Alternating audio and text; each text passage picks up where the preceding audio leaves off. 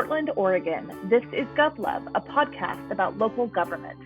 GovLove is produced by ELGL, the Engaging Local Government Leaders Network. We engage the brightest minds in local government. I'm Kirsten Wyatt, a fellow at the Beck Center for Social Impact and Innovation at Georgetown University, and I'm also the ELGL co-founder. Today, I'm joined by Nicole Hunter and Keith Greaves, author of the new book, Facilitating Deliberation, a Practical Guide. Nicole, Keith, welcome to GovLove. Good morning. Thank you. Hi, Kirsten. Lovely to be here. Today, we'll talk about this new book that is a timely and practical guide for anyone facilitating thoughtful deliberation and engagement in their government organization. But first, as always, we will get started with a lightning round. So, Keith, you are up first. What is your most controversial, non-political opinion? Oh my gosh. That's a great question. And I think we probably have plenty. And maybe it's the simple fact that we really advocate that our public and our citizens are capable of dealing with any level of complexity. And sometimes that's a bit tricky to get across with some of our political powers. I appreciate that. And then, Nicole, what about you? What is your most controversial, non-political opinion? Mine's ridiculous, Kirsten. I don't follow AFL football, and I live in a state in Australia that is like football mad. So I do not like it. Wow. Well, I mean, and good for you to stay strong and to not cave to peer pressure. Thanks. All right, Nicole, you're first on this one. What is a food that most people like, but you do not? Easy one, mandarins. Really? Yes, can't stand them. And Keith, how about you? Oh, I'll eat anything, pretty much. Not too many eyeballs, but, otherwise I'm pretty good. All right, and last lightning round question. Keith, you can take this one first. What was the first music purchase that you made independently, and what format was it on? Oh my God, right. It was Tell Me Why I Don't Like Mondays. And it was on a 12-inch vinyl, very rare to find right now. Wow. Boomtown That's Rats. impressive. And Nicole, what was your first music purchase? ABBA Arrival, and it was on tape. Tape. Did you ever have singles, or was it like the full tape, the full album? It was the full album on tape. Yeah, I think it got ruined from me going forwards and backwards and forwards and backwards. Yes. All right, so let's dive in. And to set the stage, why don't you tell us about your career paths and how you got to where you are? And Nicole, why don't you get us started? All right. So I studied agricultural science when I was at university. And when I got my first job, which was I was a dairy extension officer in the country in northern Victoria in Australia. So that doesn't mean that I build, milking factory things bigger. That's not what that means. It's actually all about bringing farmers together to share their knowledge and learn from each other. So really early on, I learned how to facilitate. I was really lucky in government. I got the chance to learn how to facilitate, really, how to bring people together. So I did that for many a year, working with what are called dairy discussion groups and bringing a whole heap of farmers together. Considering I was a young female who predominantly lived in the city, facilitation became really important because these farmers were very wise. From there, I stayed in state government for some time, working in various different roles, and then moved into our EPA here in Victoria, so a regulator that dealt with a lot of really hard community issues, lots of outrage around landfills and those sorts of things. And then after having a few kids, I decided to go out on my own, and I was a sole operator for a number of years, probably about 5 years, before Kim and I came together and decided to form MosaicLab. And sort of before we did that, I had the opportunity to study in the field of deliberative democracy. And And kind of when the three of us got together, it became a real passion for what we wanted to do. And here we are today, having written a book. Amazing. I mean, and what a fascinating path in really honing your skills in some really challenging and diverse, environments. So that's fascinating. That's a great path. Yes, I enjoyed it. And Keith, tell us more about your career path. Okay. Um, I guess for me, the journey for where I am now probably really began, Kirsten, when I was at uni in London. And yeah, obviously I come from Ireland. I'd moved to England. I was studying in England. And I remember seeing this job advert for, they would pay people to talk to people about stuff, and this was at a science museum in London. And I couldn't believe such a job existed. And I thought, well, that sounds better than, waiting tables in a bar. So I'm going to go there. Given that I'm Irish, I'm genetically programmed to talk. I'll probably do okay with this. so, so I ended up spending 12 amazing years at the Science Museum in London, where they took me through into my studies into doing science and society facilitation and communication. And I had this incredible journey with them. First half of it was really working between the public and scientists and government, trying to create accessible experiences around difficult topics like genome mapping or xenotransplantation or euthanasia, a whole bunch, dozens and dozens of topics, to make it accessible to everything from like 3-year-olds to 90-year-olds. So I learned a huge amount about communicating and performing and facilitating in that space. And then the second half of that part of the career, we got to take it overseas as a representative of government. So we were sent to places like Azerbaijan and Syria and Moscow, brokering relationships between businesses, government, and communities. So really kind of embedded a kind of an opportunity to tap into how people behave and how you can encourage people to feel good about themselves across difficult topics and conversations. I didn't know it was called community engagement, as we call it here in Australia, or public participation in the States, until I really hooked up with Kim and Nick in Australia when my life took me to Australia. So when I came here, I just finished a few years. We took that business privately and set up a group in the UK.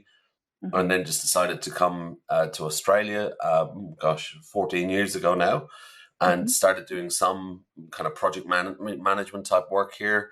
And very quickly came across IAP2, the International Association of Public Participation. And Kim was a then president, and Nick had recently sat on the board. And that's how we started connecting. And so we started working with each other and for each other and starting to play together. And then we thought, hang on, we're doing a lot of stuff together. We should probably just work together. Let's kind of create some interesting opportunities together. And it kind of grew from there. So it's been a pretty fast 10 years of working together that kind of seeded all the work for the publication that we've now got. And all of us here at ELGL and on the GovLove podcast are huge IAP2 fans. Had the chance to work with that organization, feature them on this podcast. So we know we're in good hands, given that strong connection that you all bring to that organization as well. So my next question is, why put all of your wisdom and experience in book format? Why did you write a book? I'll go if you like. The first thing was we really wanted to leave a legacy. We thought we've learned a lot of lessons, we've made mistakes, we've adapted and flexed and those sorts of things. So we wanted to share that. We are big on sharing. We're big on, kind of learning stuff and putting it out into the world. And what better way to do that than with a book? And also, we really wanted to. This is the book we wanted when we started.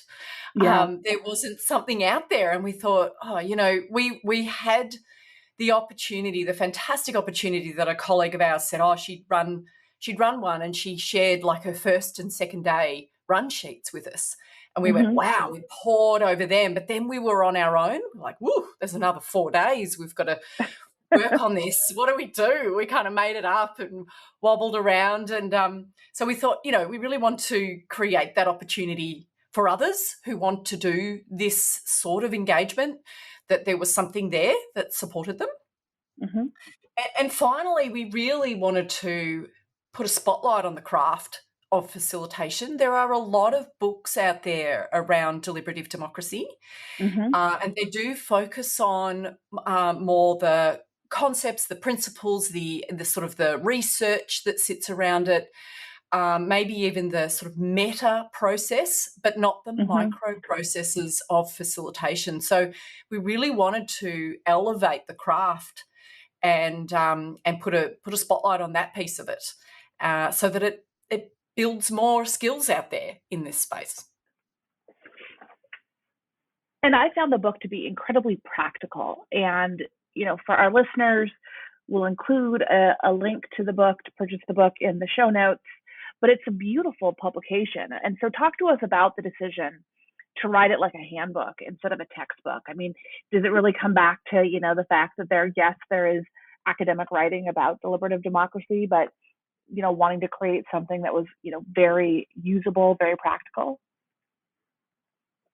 Oh, look, definitely, Kirsten, if I give you my thoughts on that, is we were encouraged to get on with writing the book by Professor Lynn Carson, and we'd been publishing a lot and sharing little bits of information as we went, and then she kind of just one day sat us down over a coffee and said, "You just got to write the book," so we thought, okay, let's get on with it. But when we were doing it, there's plenty of publications around the theory or the policy making or decision makers. There isn't, like Nick was saying, that kind of guide to genuinely help some of the thing we wanted to see. So we were partly inspired by Sam Kainer's work in the States around his work and the publications they did. And we all have copies of Sam's work. And, I don't know, I'm probably on my third copy of that book because I'm using it all the time and thumbing through it and pulling it apart, and reapplying it in different ways. And so we thought, wouldn't it be great if our book was used and not just, lost on a shelf somewhere? Right. It was actually in somebody's kit, that they have to pull it out and go, oh, gee, what was the checklist on this again? So we want it to be used and really practical.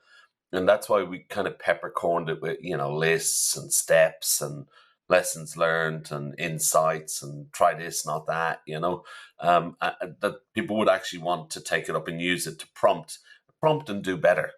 That's the intent behind it. Talk with us about the difference between, the world we've all been in recently with online facilitation, online meetings. Obviously, we're recording this online, and then also in-person meetings. Does the book address both types of convenings for our listeners who might still be doing just online or some hybrid format? And anything that you think our listeners need to know about the difference in approaches as it relates to getting people together to work toward a common goal? Yeah, this is a good question. We started writing this book before COVID, and 99% of our work was face-to-face. We did the odd little bit online. And then, of course, like everybody, the last 3 years, in particular that first year, we pivoted, as they say, within 2 weeks. We were mid-flight with about 3 deliberations, and we went, right, we've got to go online. We had to upskill participants. We had to upskill ourselves. We had to get all our systems in place, and it was a whirlwind. So we found that we had to update the book as we were going because we learnt so many things about online in that time. So yes, the book addresses both online and face-to-face. We've tried to pepper in all the ways you would do things online in this space. And to be honest, Kirsten, there are some parts of deliberations that are best done online. And that's what we've learned in the process. I'll give you a couple of examples. So you might be doing having a whole heap of speakers in a process we refer to in the book called speed dialogue, a bit like speed dating, but a bit better in that you're getting information. It is better done online because A, you can get speakers from around the world into your process. B, it's actually easier to hear when it's not a cacophony of noise in the room and you're trying to hear your one little speaker in your group. You're quiet in your own little breakout room, and we manage all the tech and we move people around and all that sort of stuff. But it's much more focused. and see people. We tend to get people to write notes online more than we might in that process in the room. So we gather a whole heap of insights in a much more deep way online than we might have in person. So that's one really good example. Another example, and this is really recent actually, and Keith might want to jump in here. It was a participant at one of his processes. They kind of had a catch up in face-to-face this year, and she said to him, you know, if we hadn't have been online, I know I would have chosen those people to work with all the time. But you forced me to mix and discuss with people that kind of aren't my tribe. Yeah. And then my mind were opened up as a result. It's like, oh, wow, yeah, of course. We are constantly trying to mix people online. We keep lists. We go, oh, they've all been together. Let's mix it up. We're literally very pedantic about making sure the groups are mixed over and over again. We do that in the room, but we're not, kind of recording it in any way. We're not making sure people are definitely mixing as much as we would online. And so it was like this revelation. Oh, my goodness. Yes, we're forcing people to kind of sit down and have a conversation with someone not like them. And that's really a big part of deliberative processes is that it kind of opens your mind to a different perspective. So I'm rambling on a bit, but it's such an important comparison. And I guess just to finish, I'd say, online has provided also a space. It's like it's comfortable. It's less stressful. People don't have to drive and then get in a big room and know people. They can be sitting there with their slippers on, patting their dog while they're having conversation. Obviously, though, face-to-face has benefits because people can have side conversations. They can read body language more effectively. There's a bit more chit-chat generally. So, there are pros and cons, and the book delves into those. So we've set the table. Our listeners know this is a highly practical and engaging book. It can be used for online and in-person meetings. Let's dive into the core concepts to really bring our listeners up to speed with the work you're doing and why it should be something that they incorporate into their local governments. So let's just start at the basics. What are you talking about when you refer to deliberative democracy? I love that question, Kirsten. It's one that's really commonly put to us. And often we'll have people, because we've got quite an unusual situation in Victoria, we've got a dual set of legislation here that requires various governments and utility operators to operate in a deliberative level of engagement when they're setting prices of water or determining the future spend on their local budgets, all that kind of stuff. So we have a very unusual setting, and it caused a bit of a rush for people to go, gosh, what is this thing? And we would get requests to go, hey, Nicole, Keith, could you do us a whole bunch of process and workshops? And by the way, just make it deliberative, would you? And do it in 2 hours would be really cool too, if you could do it in 2 hours. So with all our mates, So I guess there's some cores, and we'll probably get to that. But at its heart, this is like a slower conversation. So we're allowing people that have been randomly selected through usually independent recruiters, sponsored by an organization, where they get a surprise invitation. They might express an interest in getting involved, and that goes into a big pot of names. And then the names will be randomly pulled until we get a group of people that demonstrably represents a community from age or geographics or some other filters that we might put on. And they're given time and information to come together and talk, to have deliberations, to be considered in viewpoints, to share viewpoints. They get some coaching to help them understand their viewpoints and maybe even shift or retest their viewpoints. And ultimately, we're trying to expand as much time as we can and information as we can to allow them to have that slower, reflective conversation, to come to a decision or a set of recommendations that will help that organization move forward with its dilemma or its decision that it has to make. Is deliberative democracy different from other terms that some of our listeners might use for what they do in their organizations, community engagement or user research or human-centered design, or are these all kind of in the same family as it relates to, focusing public processes on the people being served? So community engagement I see as and sort of an umbrella term, and it has various different forms. Deliberative democracy sits squarely up at the right-hand side of the IAP2 spectrum. It's collaborate, empower. It's not inform, consult, involve. Yeah. So that's how it's different from the term of community engagement.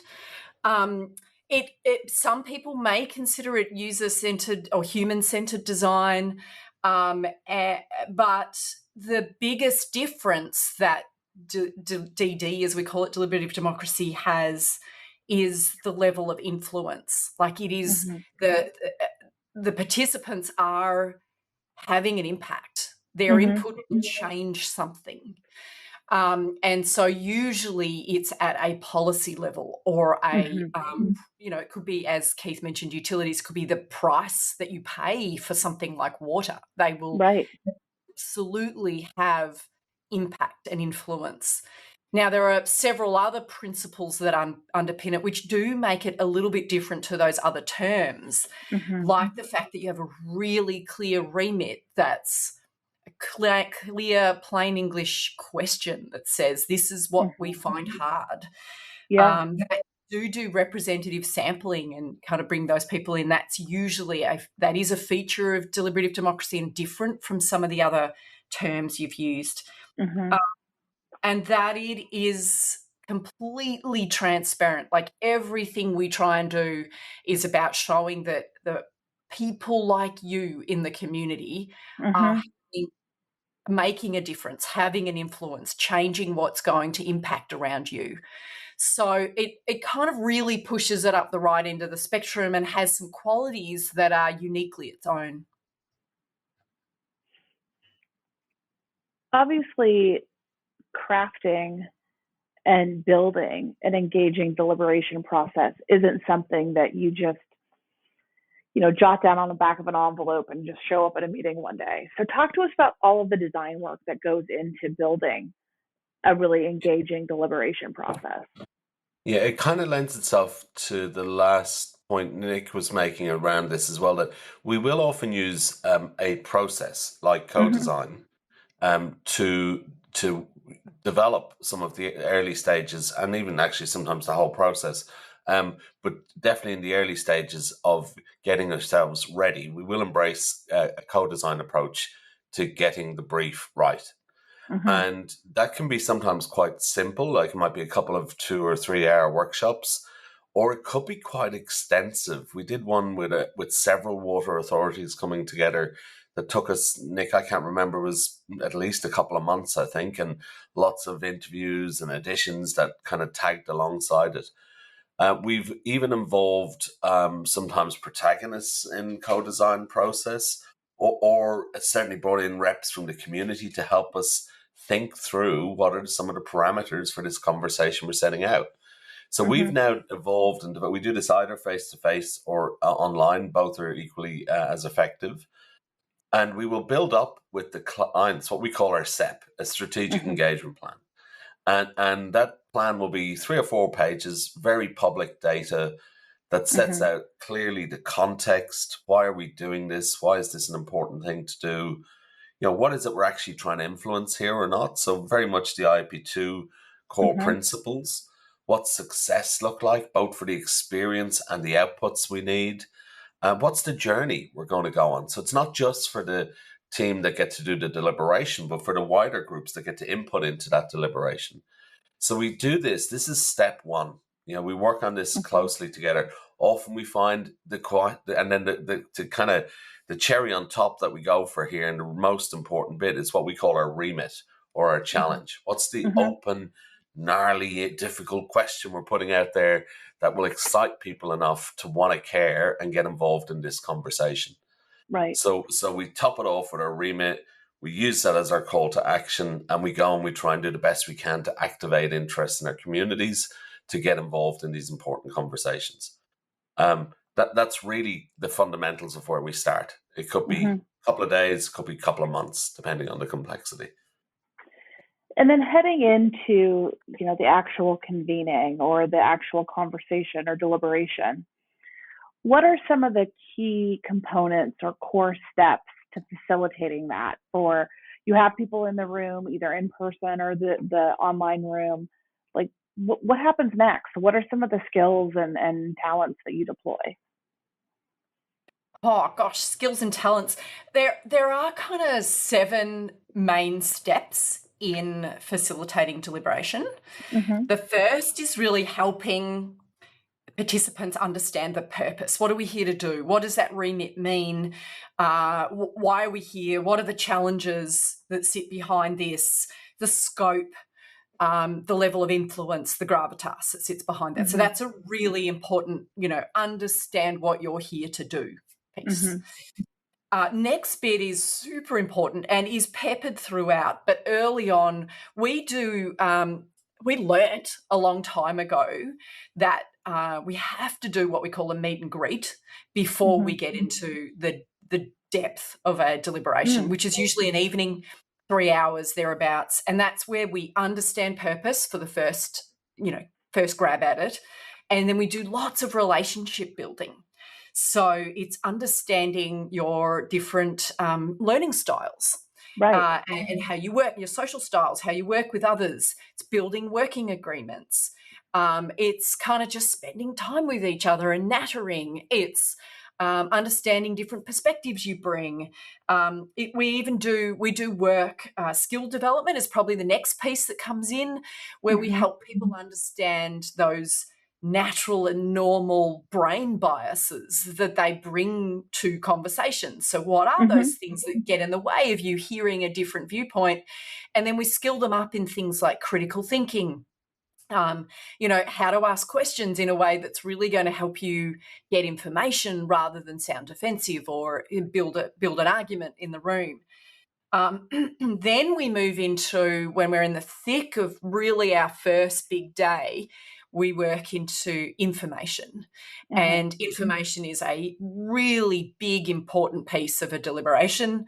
It must be diverse. It must be, kind of delivered in different ways. It might be written, it might be verbal, it might be videos, it might be purely information, learning from each other. So there's a big piece of understanding the context before getting into what do we make meaning from this, what are our insights.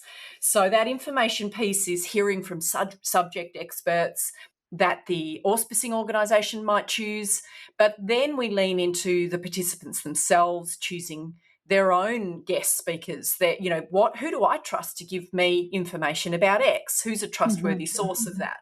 So kind of starting to drive the information process for themselves. Then they go into a whole heap of dialogue, like, what does this all mean? But if we did that, would that trade off this piece? I like this, but I don't like that. Starting to really struggle with how these things fit together. And we run a series of processes that gets them to kind of discuss, build some insights, move to maybe some drafting of ideas, and then test. How do we feel about that? Is that comfortable? How would we improve that? Do we get rid of that? Do we add something in? We use a process called the 5 Ls process, which really gets people kind of rating their level of comfort around their initial ideas, until such time as we move to decision making. So we, again, drawing from Sam Kainer's work, Sam speaks to this sort of diamond approach to conversations, where you go wide first, you diverge, and that's that information gathering. Then you have the groan zone in the middle, which is the dialogue, the struggle, the trade-off, I like, I don't like, that sort of thing. And then you converge. And when you converge in, we're at a decision point.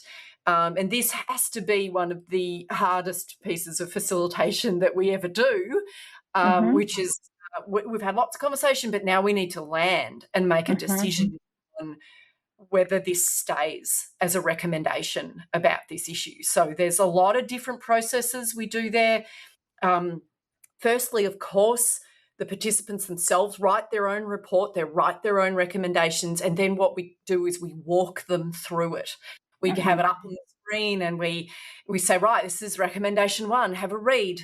All right, if you can live with this, sit down or, kind of stand back. And if you can't, speak up now. So we do a really intense, this can take 2 or 3 hours, walking our way through the document so that we've got at least 80% of people in the room who can at least accept that recommendation the way it is, maybe love it.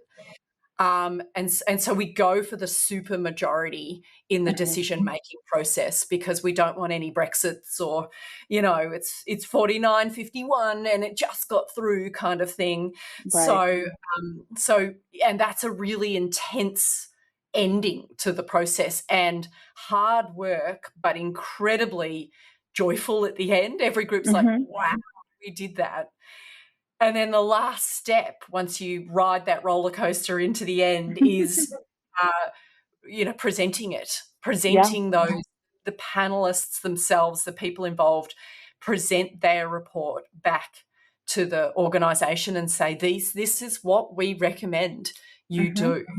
And that can happen both in the room, but it might also be they go back to a bigger board meeting of an organisation and you've got participants coming in. So we bring them really close together. It's not through a conduit, if that makes sense. It's not like we're as facilitators, we don't ever present the report on behalf of participants. It's not ours, it's theirs. Right. They completely own it. And it's a real roller coaster, those 7 steps. It goes up and down and there's struggle and joy. And then at the end, every single person, we run a sort of closing process, and it's one of the most emotional pieces of the whole process. I think Keith's seen me cry a number of times when this happens because everybody, we actually do a closing circle. Everybody gets to say some final words, and I would say, it's a vast majority, maybe 99.5% of people go, this has changed my view on democracy. Yeah. I'm sure this is amazing. They just feel like they've been empowered. You touched on this, in the 7 steps, but I'd like to dig in more to the ways that you help a group understand or recognize unconscious bias, their individual or the group. How do you tackle that? And in the book, I think you do an excellent job of describing this, but would love for our listeners to be able to learn more about how you tackle unconscious bias. Yeah, sure, Kirsten. It's a big part of the work, and I guess we learned in the early stages of running deliberations that we experiment all the time. We never stop experimenting and making mistakes and learning from them, moving on. Good lessons learned. But one of the things we started with, and Nick mentioned earlier, was introducing the concept of critical thinking and just helping people to remember, there's different modes of thinking and we can ask the right kind of questions. And if we're stuck, here's a whole set of stuff we can work on. So we describe processes in the book for taking groups through that step. And then we also built on it with the social sides. Well, let's build our understanding of, not only how do we ask questions, but how do we prefer to communicate? And actually, while we're at it, let's have a think about what kind of things commonly appear as biases in a group setting. So we then started to evolve that practice and introduce a whole range. We'd probably give them 6 to 8 examples typically to a group, and we'd get them to reflect on their preferences, on their social styles, and think what's an obvious one for them in this suite of biases, and how might it appear, and how are they going to maybe keep check of themselves when this is happening for them, and almost like normalize it. We all have them. We'll give our own examples. These are our biases. We're just really cognizant of them, and we kind of mindful of calling ourselves out when they appear, so that we're really conscious of them when they're coming in to do the work. So it's almost like that suite of coaching helps to address some of that unconscious bias. And I would say for most, they haven't really ever brought it into group conversation in this way. Right. And so it helps them, A, be aware of their own, preferences that they're maybe coming in with, and really challenging them, and also helping others to explore their biases. So really it's tooling them up early in the process. And then we use it almost like just a gentle conversation point as we go through the process to test their thinking. And the groups will also apply that to our guests or our experts, or labeled experts that will come into a process. And often our guest speakers or specialist areas that come in, they're really surprised by the level of questioning and rigor that the participants are able to apply to their conversation. Like, wow, they've really kind of got their heads around this.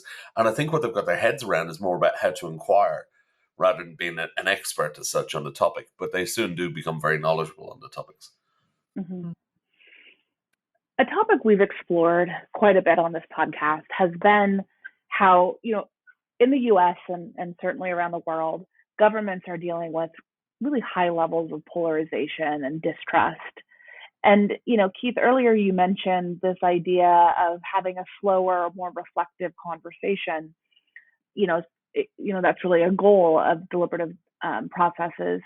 But talk to us about how you run a successful deliberative process when emotions are high, when people are quick to outrage and anger. How does it all come together during these times that we're in? And maybe I'm speaking specifically, here in the U.S., but just generally, what have you experienced, and how do we still have those reflective conversations with these high levels of polarization? Yeah, it's interesting, Nick. I'm going to get you to come in on this in a second with probably the QVM example or something similar. Um, Often, Kirsten, my line, and then I'm going to pass to Nick, is that we probably wouldn't start with a deliberation in that space. We would go to the energy that's behind the emotion first, and use different process to slowly unpack that and really understand it and address concerns and try and restabilize relationships to a point that we're ready to move forward together in some way. But Nick, I'm going to pass to you. You do a lot of this work with our colleagues. Yeah, outrage is my game. I love it because I think there's a lot of energy when there's outrage. There's a lot of energy around particular topics. But as Keith said, it's super important to have what we would call a gateway conversation. If there's enormous amounts of outrage around an issue, you need a gateway conversation to get permission to move into deliberation, because you're not there yet. We've done this before. We've been in processes where there is huge outrage and gone straight into deliberation, and it doesn't work as well because they're bucking the process the entire time. What does the gateway conversation mean? It means going where the emotion is and saying, right, there's an issue here. We know it's been around for a long time or a short time, however long it is. Let's hear it. Let's hear what the issues are. We want to resolve this. The hearing of those issues may take longer than you think. And then say, are you willing to try something different to move into the next step? Usually at this point, if we've given the first step enough time, they say yes. Still, I don't trust X or I don't trust Y. But okay, let's co-design this together. So Keith spoke about co-designing. We often do that with organisations and their stakeholders, but you may even do it with some members of the community who are outraged. So it's transparency. The more you can open up the process and show that it's fair, get them overseeing recruitment. When you do random recruitment, have people who are really suspicious of things overseeing that you're doing this really, truly randomly and not choosing your mates. And then moving into a deliberation. So that's if it's true, there's truly high levels of anger, polarization, and outrage. Sometimes we run processes where you can go straight in because and you just need to give it lots and lots of time. Don't say, well, let's do a deliberation in 2 days to try and solve the fact that these people have been at warring ends for the last 10 years. No. We're going to need maybe a year to work this through. And we meet and we work it through, we understand the issues, and then get in the shoes of, hear that and understand it before you move into making any decisions or insights to move forward. Mm-hmm.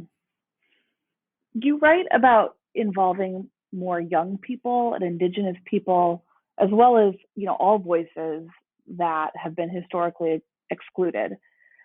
Talk more about this and some of the ways or the best practices that our listeners can be similarly mindful of including all voices in a process. Yeah, I can start with this, and then we'd probably like to highlight a recent, which we think is a really great example, won an IP2 award recently.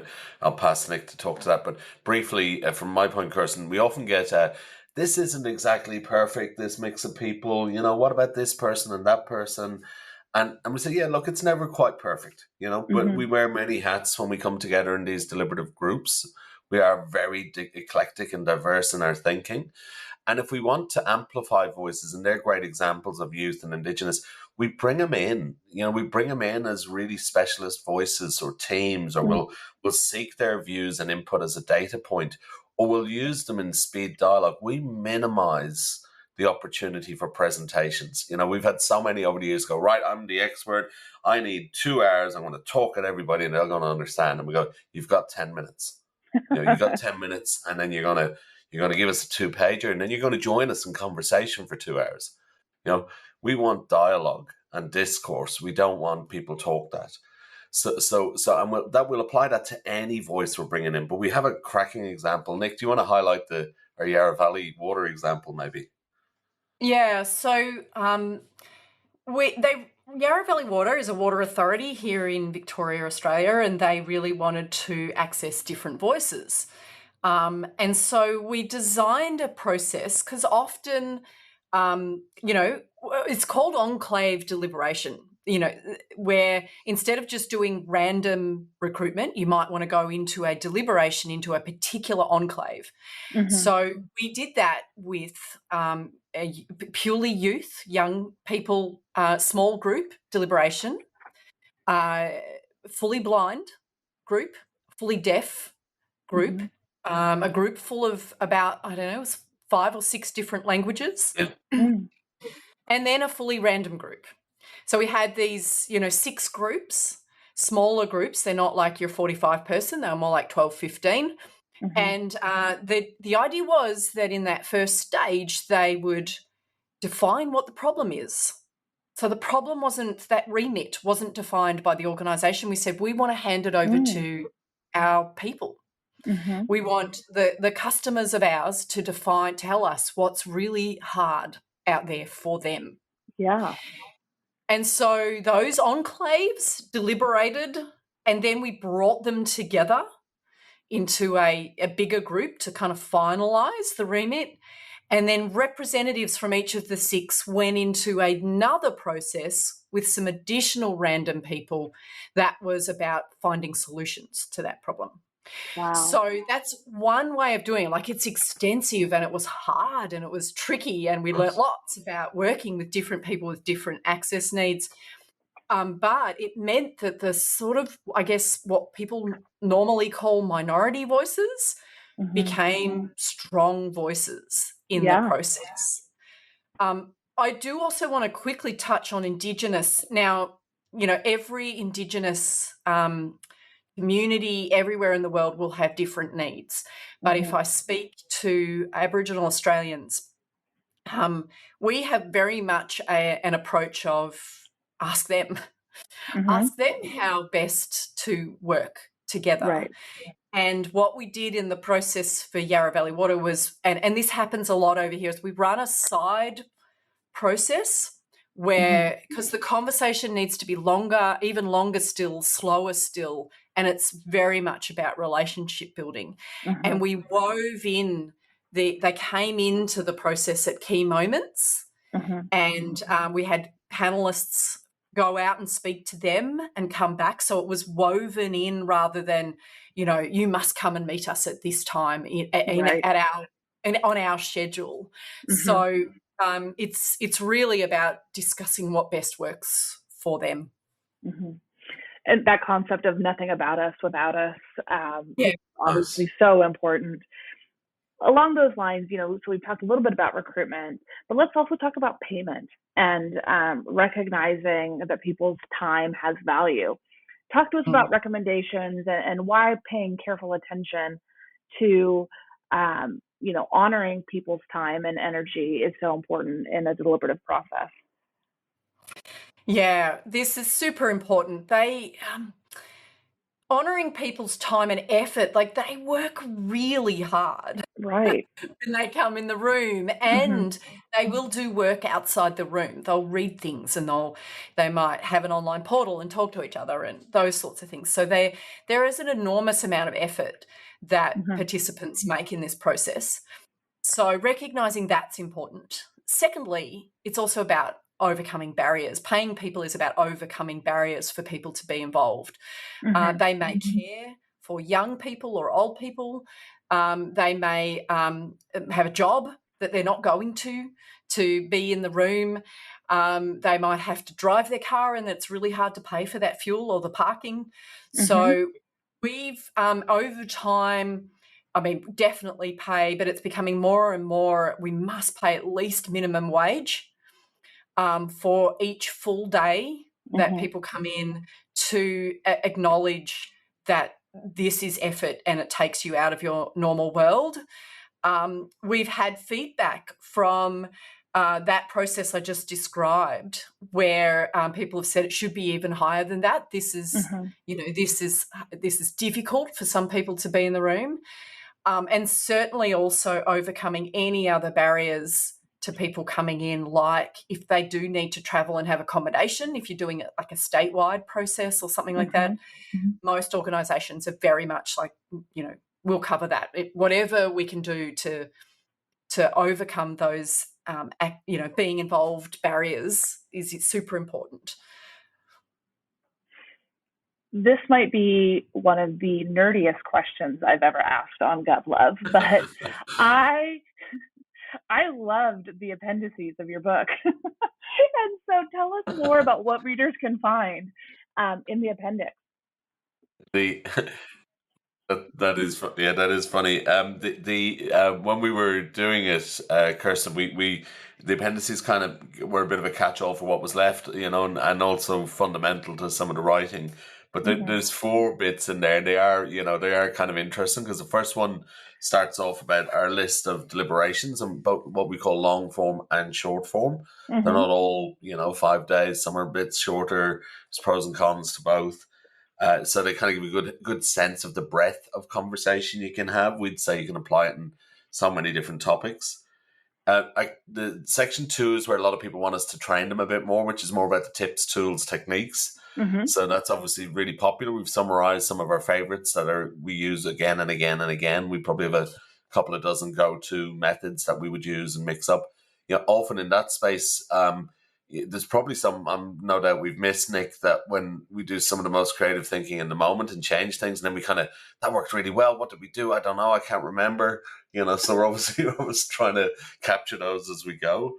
The third bit is one that I'd really point people to. We've had a lot of interest in here recently, which is we've worked with academics in the field to do polling of participant expectations and experience, both pre and post a deliberation. And we've recently published around this, where we've collected several hundred participants over years, and the data is incredibly consistent about people's likelihood for increased appetite for civic engagement, for levels of trust being changed and improved in organizations, for genuine confidence about the input and the organization's going to do something meaningful with it. So where I would really encourage people to use a pre and post poll. What impact do these processes have? It's significant, and that database of evidence, the more we build up internationally, really cool to be able to share that and show this stuff works. And then the fourth one we have is really a practical one. There's quite a bit in the fourth appendix, which is the whole lead up to planning, getting ready, doing and following up on the deliberations, and some of the core steps and key roles attached to that as you go through the process. I think what I liked the most was I felt like a reader who, may lament, oh, Nicole and Keith are in Australia, I'm in the US, what do I do? But the book gives you kind of the next best thing, which is some of those, again, like you said, tips and tricks, and then some of the templates and things like that can be used. So thank you for making it so accessible and so easy to access. So if you wouldn't mind sharing, where can listeners buy the book? And we'll make sure we also link to it from the show notes. So if you just go to our website, so the W's, MosaicLab.com.au, there is, it's right up there on the front. You click on there and you can buy the book from the website. I guess an add on to that is we have a Deliberation hub on our website that's freely available, and we've uploaded, I don't know, Nick, how many articles and videos and perspectives from participants, decision makers, you name it.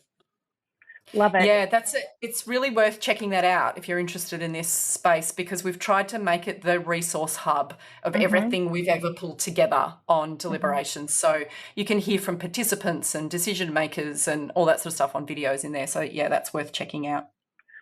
And what's next for Mosaic Labs in 2023? What can we expect to hear about what you're doing? Well, that's a nice question.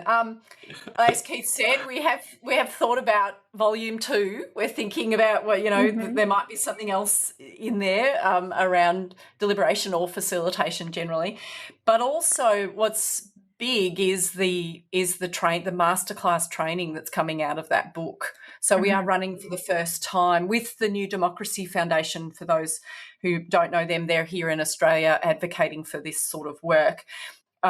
Actually wanting to train facilitators in facilitating deliberation. So it's the first sort of kick-off pilot program of that we hope might be able to be, delivered elsewhere in the world over time. Wonderful.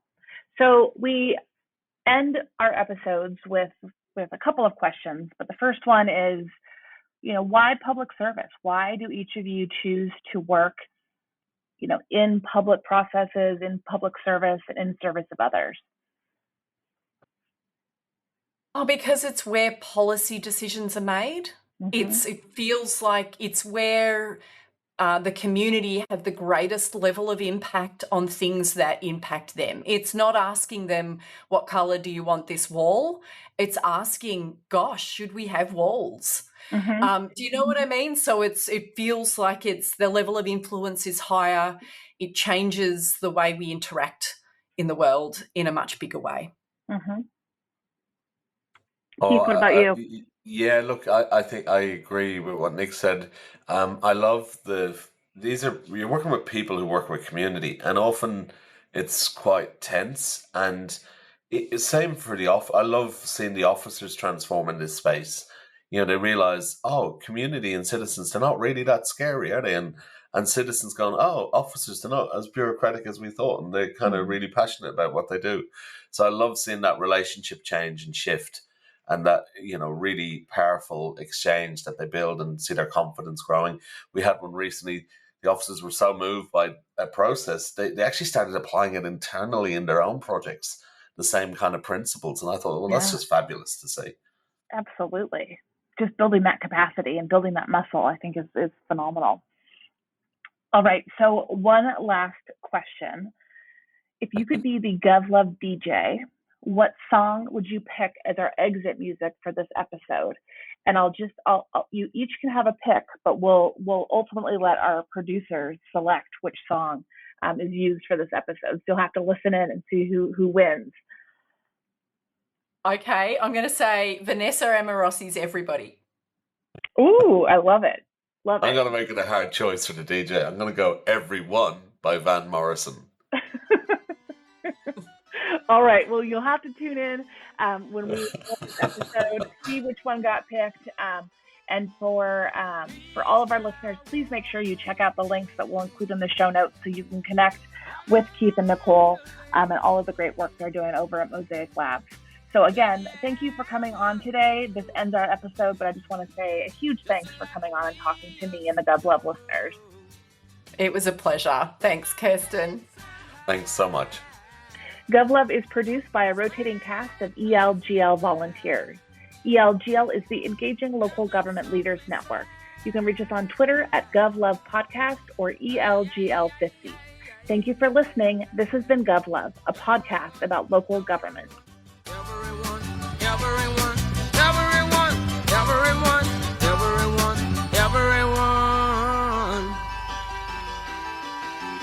By the winding stream, we shall lay and dream. Yeah, big dreams come true. If we want them to.